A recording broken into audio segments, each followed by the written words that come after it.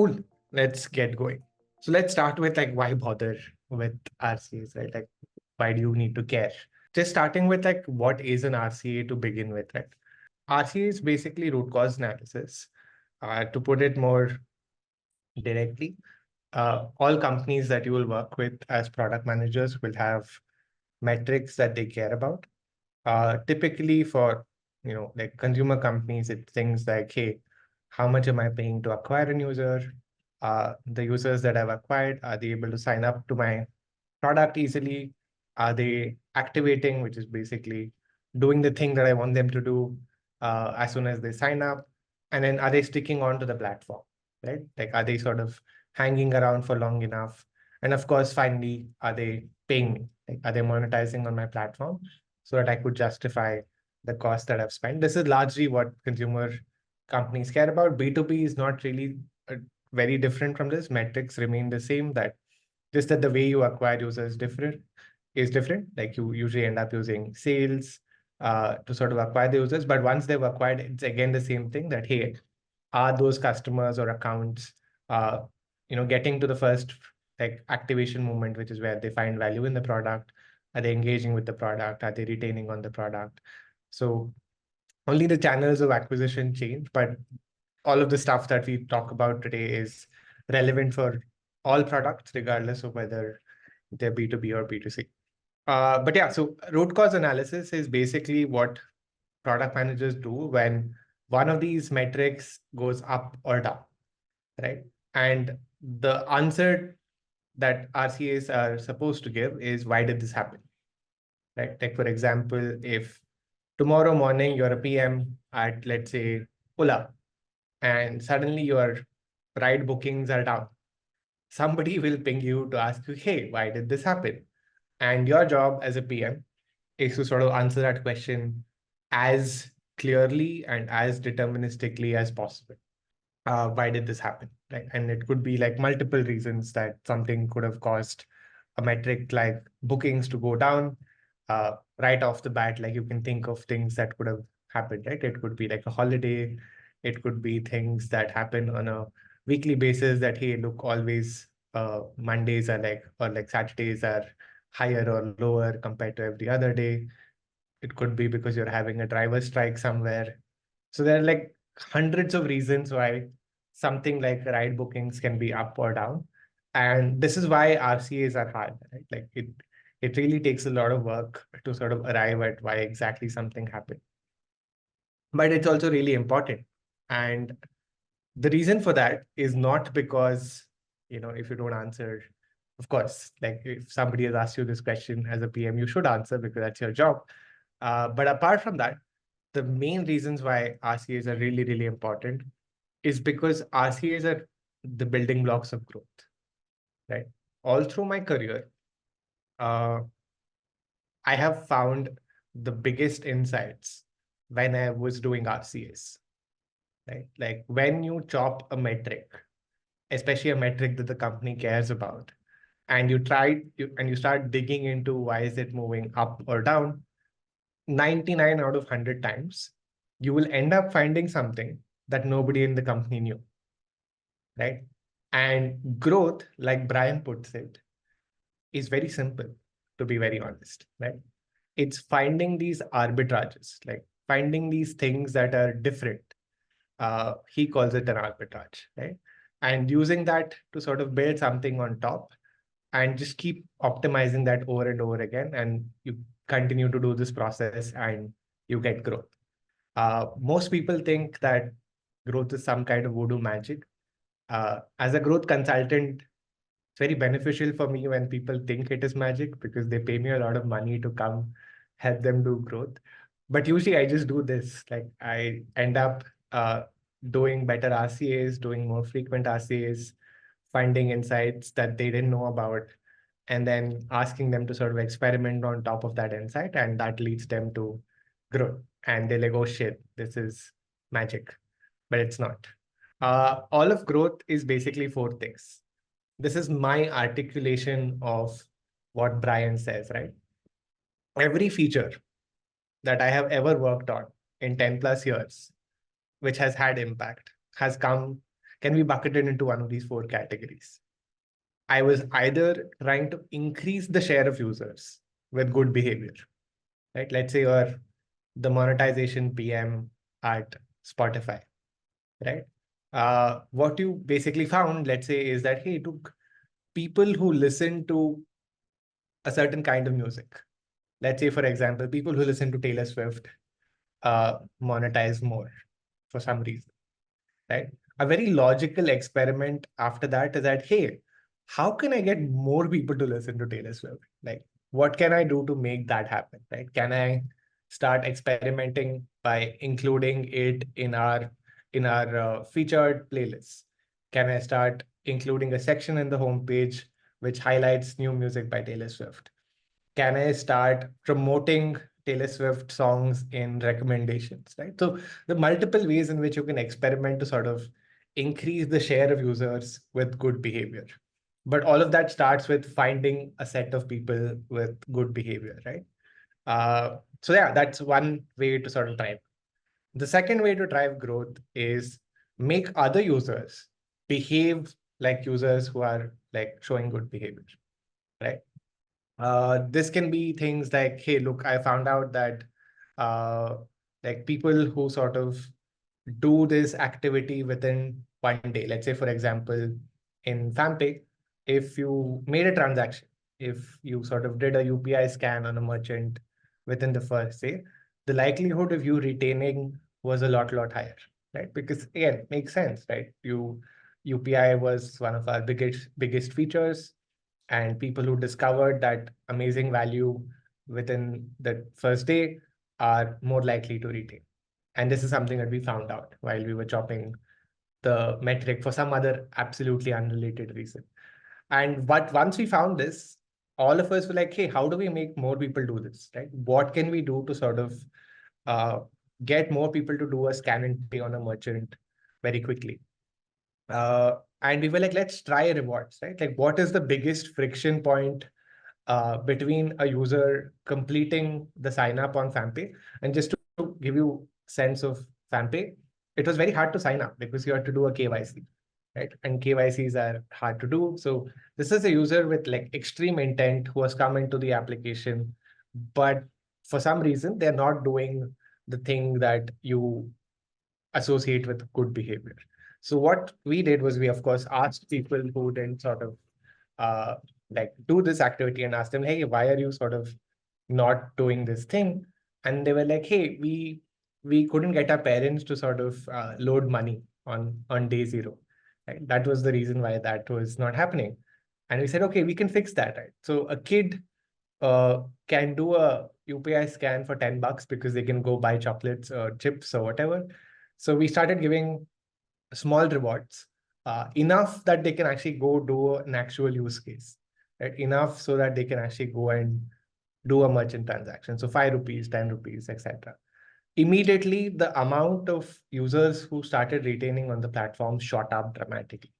And the cost of us giving that reward was a lot lower compared to how much money that we were saving because I didn't have to acquire more users. More of my users were now retaining on the platform, right? So that's like one way to sort of do this. The third way to sort of drive growth is basically to find things that are broken for users with bad behavior and fix it. So one of our recent sort of consulting gigs that I was sort of dealing with, uh, a large percentage of their users were just not getting OTPs, right? On a particular device, like it was a particular brand of phones, and where OTPs were just not getting delivered, right? And this is a very easy fix. Like if I told you that, hey, there is a 7% of your user base who's just not able to sign up to your product, you would go fix it. And immediately, of course, as soon as they fixed it, they got growth because now that 7% is sort of able to experience the product a lot better than they were before. The last is like sort of the last ditch effort where in case you just can't fix uh, behaviors of certain user cohorts, you have to find a way to reduce bringing them into the application in the first place, right? And these are usually typically changes in acquisition strategy, right? Like, hey, I will go find out where are these users coming from? Like, are they coming from certain pockets, certain states, certain sort of campaigns that I'm running, and just stop those campaigns. And as soon as you do that, you will start seeing better retention, better monetization, or whatever it is, the downstream metric that you sort of care about. So yeah, all of growth I have seen boils down to one of these four things. And this is why RCAs are so important, because the only way to sort of find these arbitrages are by doing RCAs, right? There is no other way. Like, you have to chop that metric left, right, and center to find these arbitrages or opportunities. Why? Because yeah, look at this, right? These four things. How will you find it? By, if you look at something like, let's say, like going back to our Ola example, if you were just staring at order bookings per day every day, you wouldn't really know, like, hey, are there people who book more cab rides than others? Are there people who are booking less cab rides than others, right? So without those kind of insights, you wouldn't really know what to do next, right? And a lot of products get stuck because they're just not able to sort of generate these insights as often as they should. And that's also largely because they're not doing this activity as often as they should. So yeah, you always find something new whenever you RCA a metric. And the best way to do an RCA is segmentation. So this is Crystal. She was an SVP of growth at Gojek. She also was a CPO at Kumu. She was also at one point my Reforge instructor. So yeah, she was like the one who sort of brought this whole concept of user segmentation really clearly. It's basically the best way to RCA a metric, right? So any metric uh, is basically the outcome of multiple sub-segments of users behaving in a certain way, right? And when you're trying to find out why something is up or down, it's largely, it's not largely, it's actually always deterministically, because some sub-segment of users are behaving differently, right? Like suddenly their share has gone up, their conversion has gone up, their monetization has gone up. Something has changed in a small segment of users. And that's why your top line metric is up or down. And the only way you will find out uh, is by sort of going as granularly as possible on your metric, by segmenting it by all sorts of properties that you can imagine. So yeah, that's how, like, sort of you go about doing a great RCA, is chop that metric in as many sort of granular ways as possible, as frequently as possible.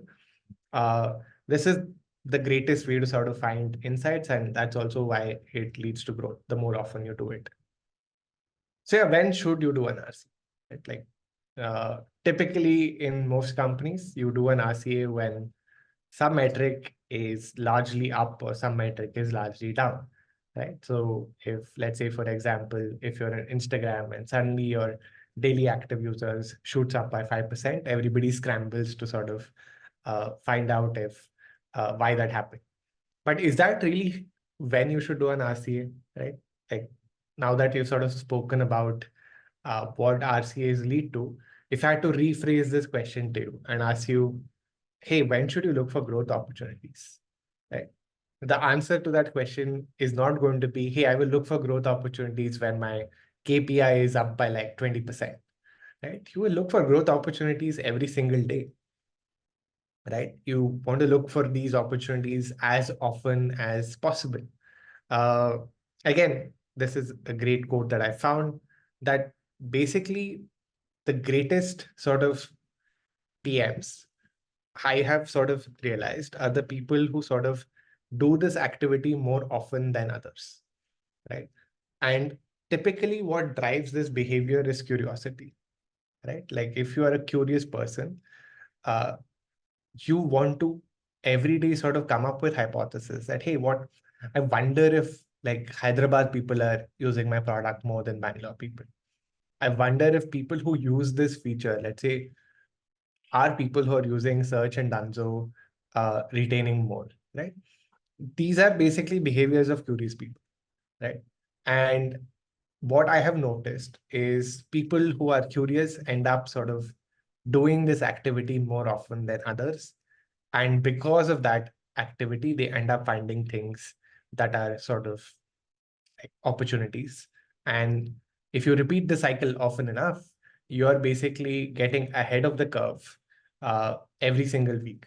It's a compounding activity, right? So if you as a PM generate 3 insights per week, and everyone else is doing 1 insight per week, and you're doing three because you're chopping your metric more often than others, your ability to sort of come up with growth insights is compounded, right? You're creating a diff of two every single week. So at the end of 1 month, you have like 12 ideas, whereas somebody who's doing this once a week has 4 ideas. So you're eight ahead.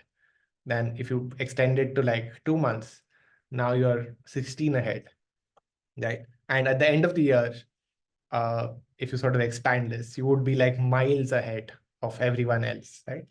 Simply because you were more curious and you took the trouble to sort of keep sort of doing RCA after RCA by segmenting your metrics, and you kept finding growth opportunities, and you kept sort of uh, like doing something about those opportunities, and that's how you sort of get to growth. So yeah, just to summarize what we have come to so far. So to drive growth, you have to RCA every day at the most granular level. And the best way to do that is use a segmentation, right? This is the summary of the first part. Uh, so if this is true, then why don't companies do it, right? Like, why do companies sort of not do this as often as they should? And the reason for that is usually four buckets that I have sort of come across. And this is the number one reason, that they just don't know how growth works, right? This is actually a quote in, I know if you all know about this company called Mixpanel. Mixpanel is an analytics tool. So this was the opening slide in their Series B deck, that most often people will make decisions by guessing or using their gut, and they'll be either lucky or wrong. Right? I've sort of seen this and I'll never forget this quote, but this is the number one reason why, people don't do this activity as often, because they just don't know that this is the secret to driving growth. It's not sort of something that just you just don't sleep on it and ideas just come to your head. Ideas are triggered by like looking for behaviors that are different. Uh, Another example of this was the whole concept of focusing Danzo on groceries came because we started noticing that. So I don't know if you all remember, Danzo was a very broad platform where we used to do like 5, 6 different things. You could order food, groceries, you could do pickups and drops, you could do a bunch of things in Danzo. Uh, we started sort of looking at that number and checking for, hey, I wonder what category of users end up retaining on the platform more. And it was a stark difference. Like people who used us for groceries were like miles ahead of everyone else. Within groceries, we realized that, hey, people who order potato, onion, and tomato are like retaining far, far better than everyone else who's using us for any other grocery use case. The reason for that is you ordering potato, tomato, and onions was basically an indicator of you using us for your daily vegetable use case, right? Like, or like twice or thrice a week, you're trying to restock your entire groceries. And if you had potato, onion, and tomato in the basket, that usually was an indicator of you being somebody who sort of used Tanzo for that use case. Now, if we did not segment and did not RCR metrics, we would never arrive at that insight. And there was no way that we could have sort of focused the entire company to focus on groceries without having come on to that insight. So yeah, this is largely how like you can drive growth in a post PMF company, where you keep chopping metrics and finding these interesting insights, and you'll keep finding things, right? Like you will keep acquiring new users, they'll keep displaying new behaviors, and you'll keep finding things that are different about them. And you'll either, like I said, increase that behavior if it's good, make people do more of that behavior, or if it's a bad behavior, you'll fix something to change it, or you will get rid of those people who are behaving in a fashion that you don't sort of like. So that's pretty much it. And this is how growth works. The second reason why companies don't do this is because they think they're special, right? They feel like, uh, hey, I do know how growth works for most companies, but I am different. And I will sort of do it by sort of, coming up with ideas by just sleeping on it, right? This works really well for 0 to 1, right? Where there is no data. Uh, this is the only way to come up with ideas. If you don't have data, you are largely sort of observing the world and sort of generating ideas and testing it out. But if you do have usage, that is a very stupid strategy of sort of depending on your intuition or luck to sort of come up with new ideas. So yeah, this is the second reason that a lot of companies believe that even though growth works in a certain way for everyone else, I will sort of depend on my intuition to sort of go with like, what should I build? The third reason, and this is again one of the biggest reasons, and this is where we'll spend a bunch of time today, is bad instrumentation. Instrumentation is basically a fancy word to define how you capture data about your product, right? Are you capturing all the information that you will need to sort of make these decisions that will drive your growth? And one of the biggest reasons why companies end up not using data, or companies end up guessing what features they should build, is because they haven't instrumented their data really well. And so it's kind of useless, right? They're not able to sort of answer basic questions uh, with their data, and hence they're now guessing what should be the next logical thing to build. And there are three levels of information or instrumentation that most companies end up doing. Level one is what I call investor instrumentation. Basically, these are just enough instrumentation to give out top line metrics, right? Like, for example, if you are, let's say, Google Pay, right? This would be the level of instrumentation that allows you to say, hey, how many transactions are happening on Google Pay? What is the volume of transaction happening on Google Pay? And how many users are transacting on Google Pay, right? Like things that an investor who meets you once in 3 months would ask you. Those are the kind of questions that you would be able to answer with like a basic level one sort of instrumentation, all top line metrics, uh, nothing beyond that, right? So this is where like a large percentage of companies usually stop, right? That, hey, I know what's happening in my product because I can tell you how many people use it, how many people are sort of like transacting, all of these basic metrics. This was actually great like in 2015, because the universe before that was you couldn't even do like these basic answers. But this is no longer enough. This is the level of instrumentation that allows you to report progress, but this is the instrumentation that does not allow you to drive progress. Uh, Level two of instrumentation is what I call value first instrumentation. This is like much better than investor reporting instrumentation. This is basically the level of instrumentation which allows you to sort of understand what value is getting delivered. So, for example, if you are a social network, you would have instrumented things like, hey, are people posting? Are people sort of liking posts? Are people sort of commenting on posts? It would also involve you instrumenting the paths to the value, that, hey, what are the different ways in which people end up creating a post? What are the different ways in which people end up liking a post or like commenting on a post? What are the different ways in which people create accounts? So basically, these are paths to value.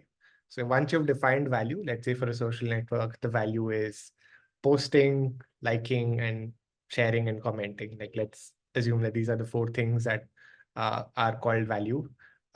Then you now know every time one of those things happen, You also know different ways in which people are getting to these valued points. And you also know if the value delivery was satisfactory or unsatisfactory, right? So you should be able to answer questions like, hey, were there users who sort of saw 10 posts but did not like any? That would be an indicator of unsatisfactory value delivery, right? Like they tried to sort of find value in your product and they were not able to. So it was like an indicator of unsatisfactory value delivery. Another way of doing this could be that, hey, did somebody try to post something and it failed? Right? Like that's again somebody who's trying to get value and that value was very unsatisfactory because you couldn't sort of uh, let them do it. So this is level 2 of instrumentation where you're able to answer these kind of questions. This is great. This is where most companies are.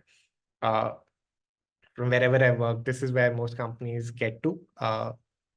But there is a level of instrumentation that unlocks your data in a way which it starts contributing to future growth, right? Like it starts driving growth instead of just being something that reports growth or sort of just answers questions about how growth is happening. So L1 just reports growth, L2 tells you how growth is happening, but L3 allows you to sort of drive growth. The way you do L3 instrumentation is basically what I called RCA first instrumentation.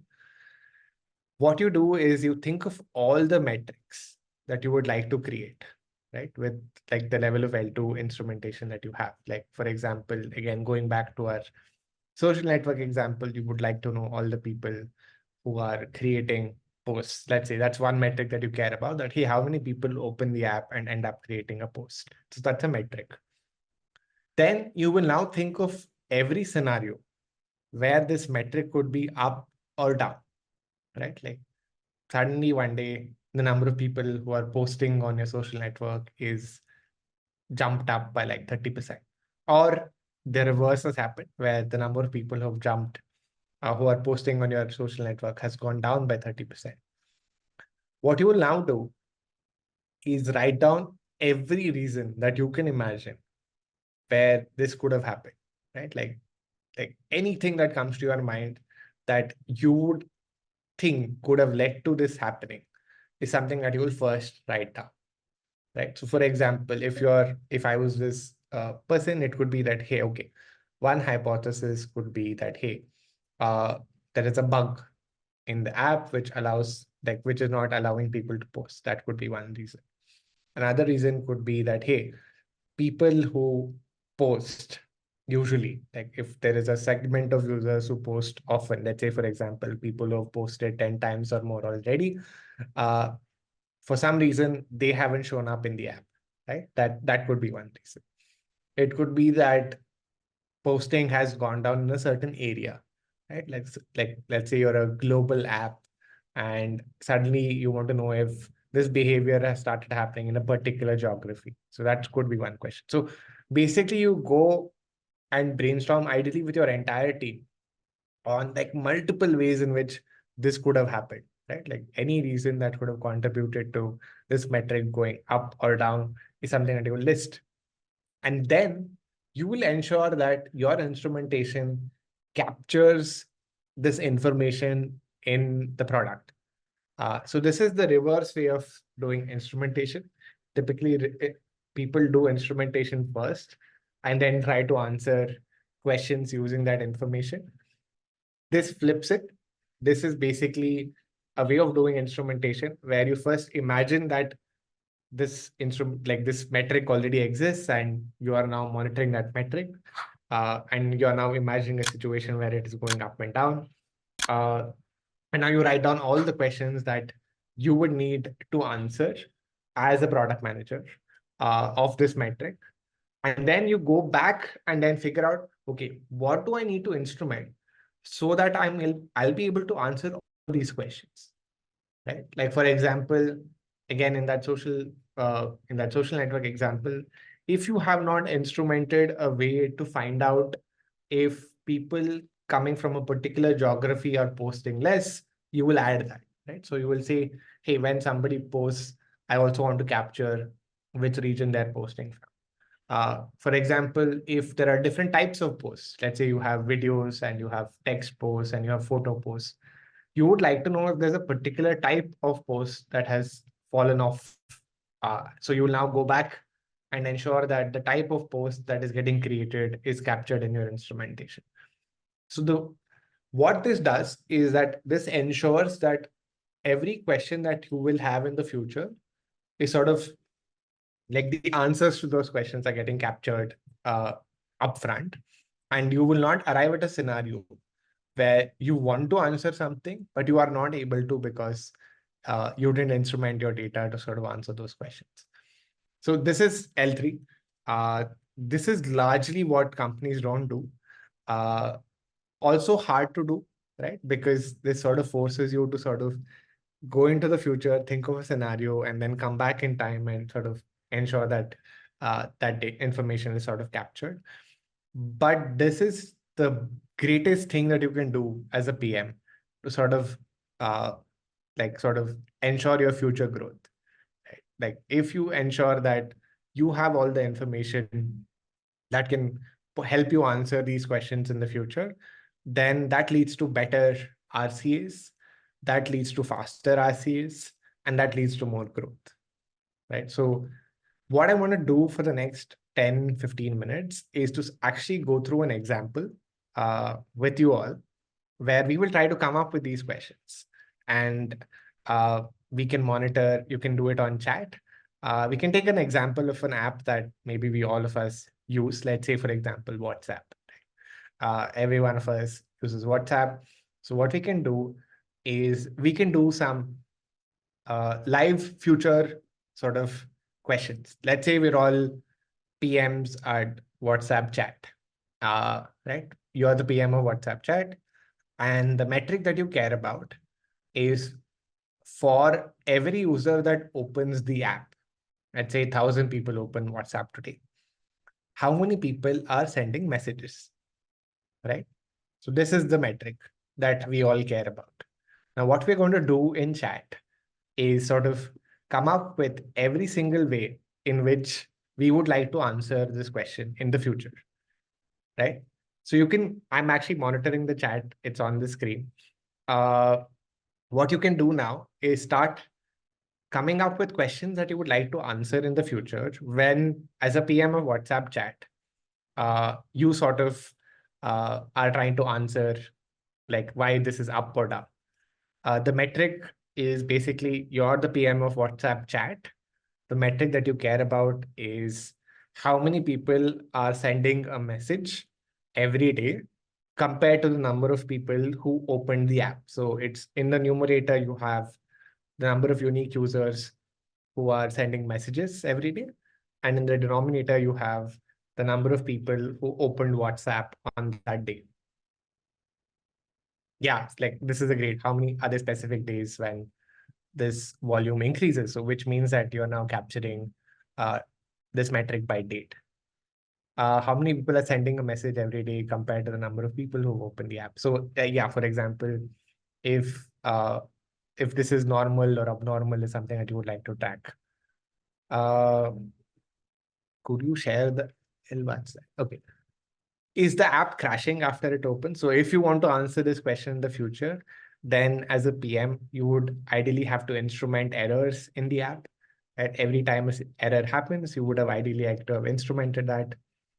Is it an isolated incident or is it happening across the globe? This means that you're now logging every time a user opens WhatsApp, you're now logging which location they're sort of opening the app from, and this would help you answer that question. Is there more traffic on weekends versus weekdays? Again, this means that you are capturing the information about when messages are sent. WhatsApp is such a large product that it has hourly trends, right? So you should ideally also be capturing what hour of the day are people sending messages. Day is not really enough for a company of WhatsApp scale. So is UX smooth enough? So when you're trying to list these questions, right? Be specific, right? The answer to these questions should be a yes or a no or a number, right? right? Those are the kind of questions that you want to generate, right? Is the UX smooth enough? Cannot be answered with a yes or a no or a number. So you need to generate questions for whom the answer falls in these three buckets. And those are the kind of questions that can actually result in good instrumentation. So age is a great parameter, right? Is there a particular type of people who have sort of stopped sending messages today for whatever reason? This is again a great sort of example. Uh, have the messages dropped in group chats or single chats, right? Again, like as a PM, that's such a amazing sort of thing to chop that metric by, where suddenly if you have an answer, let's say for example, group chats are down, you immediately know where to go, like check. Otherwise, you'll be like running around trying to figure out why this is happening across the board, and you wouldn't know that you can focus all your energy on like one part. Was there an update, right? This is again a great example. Like all my life, I've had situations where we've shipped something in a particular app version and things have broken. So app version is one of those key things that we ensure that we capture in every metric, right? So we can chop every metric by app version so that in case it's an isolated incident based on some particular thing that we have shipped, we can quickly identify that, hey, this is happening on this particular app version, so we need to ship an update immediately. Uh, yeah, so this is like, these are all sort of great examples. So I think this is another great example. What type of messages are down, right? Like WhatsApp has so many types of messages now, right? They have GIFs, they have videos, they have voice notes, they have text messages, right? Maybe just voice notes are down. Who knows, right? Uh, and to be even more granular, maybe voice notes beyond 1 minute are down, right? Like something is breaking when like people try to record a voice note beyond a minute. So again, you can be as like you know granular as possible. And the best way to do this is to get the entire team together and do this kind of exercise. What we're just doing right now in this imaginary fictional world where we're all PMs of WhatsApp is what you should do. You should sit down with your entire team, get everyone involved, and ask them to generate like all sorts of hypotheses on why this metric would be up or down. And that will give you a laundry list of things that you would need to answer in the future as a PM. And then you go back to your engineering team and say, hey, look, let's figure out a way where we can answer all of these questions, right? And that will put you in a position of not just being able to answer these questions when things break. It now has given you like so many ways in which you can segment your usage and find cohorts of users who are behaving differently. Like I read somewhere that the reason why they added disappearing messages, WhatsApp now has disappearing messages, right? They realized that a big segment of users are not engaging on WhatsApp. And when they spoke to them, they realized that, hey, we have a use case for disappearing messages for which we use Snapchat, right? And then they brought disappearing messages to WhatsApp. Again, you wouldn't know this if you were not able to segment users by age, by geography, by types of messages, etc. Since we have about 15 minutes, I just want to quickly tell you the fourth reason, and then maybe we can open up for questions as well. The last reasons why doing RCAs is not easy is because it's hard, right? Like typically a metric like this WhatsApp example, right, where you have so many reasons why something like messages could be down. Uh, doing a comprehensive job at trying to figure out why this is down is actually not a human scale problem, right? Uh, think about this situation, right? Let's say, for example, there's a metric. Let's say, for example, it's the same WhatsApp metric. There are 10 variables that could influence that metric. Let's say, for example, those 10 variables are geography, app version, what marketing channel did you come from, how many people do you have in your contacts, etc., etc., etc. Right? So you have these 10 variables that can potentially impact this metric. Now, each of those variables have 10 potential values. Like geography has like 200 values actually. And let's say app version has like 10 live app versions that are still available in the market somehow, etc.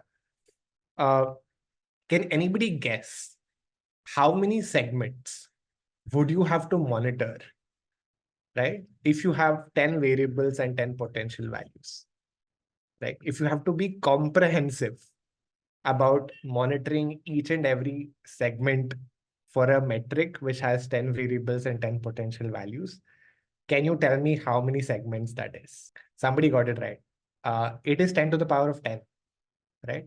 This is the number. You would have to monitor 10 billion segments if you have a metric which has 10 variables and 10 potential values, right? And this is not a human scale problem. An actual person cannot sit and monitor 10 billion segments to see if any segment is behaving differently today, any segment share has gone up, gone down, which part of the funnel is their behavior different today compared to yesterday, right? It's impossible. Uh, because this is impossible, two things happen. People like me get paid, right? Uh, why I get paid is because I come and guess where is it that this behavior is different, right? You pay for people's judgment, right? Because they have seen this pattern so many times in so many apps that somebody is more likely to be right because of the pattern matching that they have in their head. That, hey, I have seen this before. This is more likely the cause. So why don't you go dig here? If you've heard of how people used to dig for oil before, right? It kind of looks like that, where you have a large piece of land and one person is saying, okay, go dig here. I feel like, there's oil here, go dig here. And that's how it used to be. And then you brought in technology, which can actually monitor thousands of variables that can influence whether there is actually oil or not, and tell you precisely where to dig. And the world of oil digging became better. But unfortunately, we're not there yet. Uh, we still have tools which don't allow us to sort of be very precise about uh, where to go dig. So you have people sort of guessing.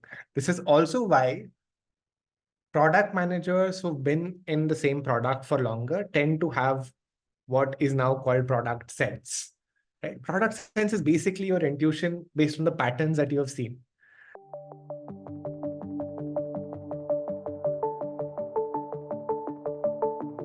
This is a very interesting question. Is there any relationship between the UX research and RCA? And how does it play? This is a, this is a they influence each other, right? Uh, I actually don't differentiate between data that you collect during UX research and data that you collect from product usage. Right? To me, all of that is just information. And as a PM, you should also be running RCAs on qualitative data, right? Like Play Store. There are tools that allow you to sort of dump all your Play Store reviews and do a word cloud. Now you can actually run ChatGPT on your reviews and ask it to summarize it for you and highlight issues that people are complaining about, etc. So again, you can do segmentation in qualitative data as well as quantitative data, and you should be doing both. You should be talking to users. Uh, so sometimes you will find an issue which uh, you hear about because somebody told you about it, and then you can go back and see and confirm whether a large number of users are facing that issue or not using your data. And sometimes it's the other way around, where somebody tells you that, hey, this is amazing, you guys should do this, and then you can go in data and sort of find if more people are showing that behavior as well. So they're very intertwined. I would say there are only three sources of insights, by the way, right? So one is data, two is qualitative, talking to users or listening to wherever they're sort of giving you feedback, and three is market. What are adjacent products doing, adjacent companies doing, uh, and then connecting the dots. So you should be spending as much time as possible trying to spend time collecting and assimilating data from these three sources. That's basically the source of all ideas. Can you share some insights on B2C product manager roles? Again, yeah, largely, I think, we look for intent, right? The market is flooded with people who want this job. So what you can do as a person who's trying to apply for this job, is show intent in every way possible. Intent can be shown, like I said, by like sort of taking up courses. Right? If I see somebody who is like put in the effort to go through a PMing course, that's intent, right? That also means that they would have gone through like some mock scenarios which will they will actually face in like their real life as an APM. So that's great because then I can sort of not worry about whether they can come and actually be useful to me. So that's again a great sign of something that you can do. The second thing, like I said, is write a lot publicly, participate in projects or any sort of project that your friends are doing or your college people are doing or your universities are sort of arranging, because that it's not just a way to sort of show the universe that hey, you are this person who can do work like this. It's also a great way to sort of learn how this job will be. Like a lot of the PM job is dealing with other people. And the more scenarios you put yourself in, which sort of forces you to do that, the better prepared you will be to sort of actually do the job really well. So there's a very high correlation between people who have done things like this in college and people who have done well in the PM job.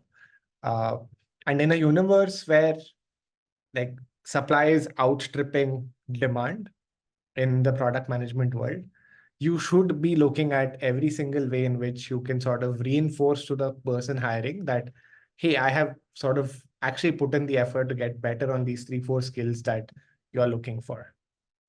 How can I sort of get into PMing as a final semester student? You should intern. There are always people looking to intern. And this is the other thing that I really wanted to tell a lot of the people who are here might be freshers. You have to sort of make these requests in a well-researched manner, right? I get hundreds of DMs on LinkedIn, but very few have actually taken the trouble to understand like what are we building, right? Understand who is it for? Have you spoken to 3 of my customers, right? Like whenever you sort of apply to a company as an intern, again, this is a way to stand out, right? You have to put in the effort. There are so many public pieces of information that you can use to sort of do more research about the company and the person that you are emailing uh, before you sort of reach out to them. So if it's an app on the Play Store, I do not reply to anybody who has not taken the trouble to actually go through our Play Store reviews and understand what are the features people like, what are the features people don't like. Talk to at least 5 people who use the app, right? If it's an app that you're applying for, it shouldn't be very hard for you to sort of find 5 people who use the app and talk to them and understand what do they like about the product, what do they not like about the product, and then go through the person's history and understand like what do they care about. Like, does this person care about people who are data driven? Does this person care about people who write really well? And reference some of that content and reference some of the work that you've done talking to users in your cold reach out. If I ever get a cold email which has actually taken the trouble to talk to my users and highlights at least one issue to me that they're facing, it's very unlikely that I don't respond to you, right? And this is true of any PM, right? They love hearing about what their users are saying. And the biggest mistake that I see when people cold reach out is that they don't do the hard work of actually adding some value to the person that they're reaching out to. And the best way you can add value to a PM is to talk to their users and come back to them with something that they didn't know about. Okay, let's see what the last question is. How can I transition from B2B sales to PM? Again, I'll just broaden it a little bit more and talk about transitions in general. Uh, a lot of the roles train you initially on the things that are foundational for PMing, right? Any functional role in business today will force you to look at data, right? Whether it's if you're a QA, you should be looking at, hey, who is the developer who's creating a lot of bugs? right? What part of my product usually ends up creating bugs, right? How much time does it take for me to run a regression, right? So any function in the business universe today, and especially in startups, is generating data, and you have that data with you, right? So if you want to transition into a PM role, start being insight driven in your current function, right? Start showing the fact that you think like a PM, right? That you're constantly RCing your metrics to sort of find things that are useful to your company. And you can do this in any function. It doesn't need to be a product role. Second, write. Every function allows you to write really well. And that's again something that product management function is looking for. We need people who can write really well, communicate really well. Uh, and the third part is just like being able to work on projects which involve like multiple functions and driving it. No company will ever stop anybody from taking the initiative to make things happen. And again, you can do this as a part of any function in the company. And if there is a product function in your company, they will notice that, hey, there is this person in like customer support who's just incredible at forcing us to prioritize bugs, which the customers are talking about. I've hired so many people from support as PMs, especially in a company like Dunzo, right? Ops heavy, a lot of issues that are happening on the ground. It was so easy to notice people in support who really cared about the fact that this user is complaining and our brand is like getting put in a bad light.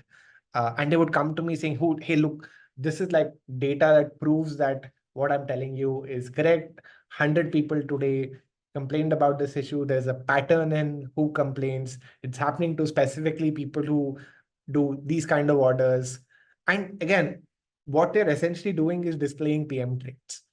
And if you are a good PM leader, you're always looking for people who are displaying these traits. Because why would you not want to hire those people instead of hiring freshers? So if you're already inside a company, you're actually one step ahead of most people uh, to sort of get that job. And you should just start behaving like a PM in your own function, and people will notice.